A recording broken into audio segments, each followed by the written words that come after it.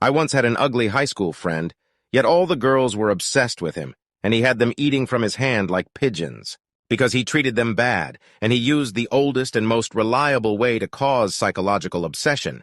He used unpredictable rewards.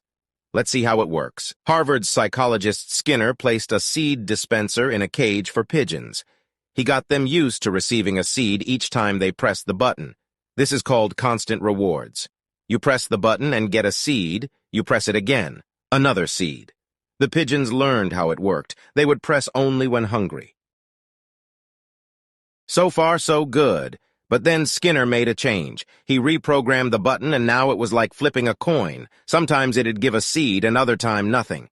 Maybe you'd press it once and nothing. Then you'd press again and nothing, until the third time it'd give you a seed. He then discovered that the pigeons developed an obsessive behavior. They wouldn't press the button only when hungry. They would press it more, leading to Skinner reprogramming the button even more. It worked less every time. First, it worked 100% of the time, then 1/3 of the time, then once every 10 times. He would make them work more each time, and they grew more obsessed each time. They would press the button like crazy despite not being hungry. He then reprogrammed the button to give food 1% of the time, and his pigeons became totally obsessed, pressing the button at a speed of 150 times per minute for 16 hours straight until they would die or fall exhausted. What my ugly high school friend would do with girls looked a lot like what Skinner would do to pigeons. There are two main points.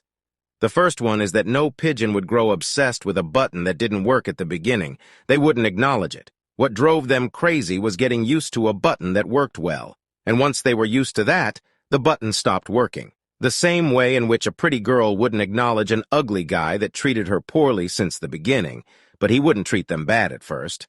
My cousin was one of his victims. At first, my cousin would say that she would never date that ugly guy, but he was consistent. He would bring her a gift every day. He would go over to her house once in a while. He'd always text goodnight. My cousin got used to his constant attention, and at first she didn't care, until one night she didn't receive a text, and that was the first time she went to bed thinking of him.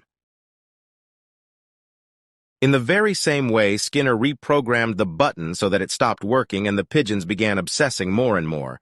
My high school friend began modifying his own behavior. He would give her less attention each time, and my cousin went crazy.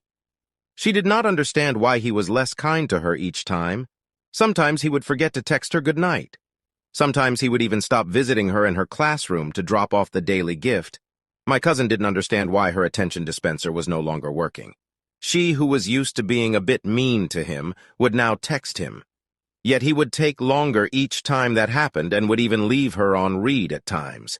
Things started getting worse and worse. She was more insisting with him each time, and he would pay less attention each time. I remember she would cry and say the worst thing is that he is extremely ugly.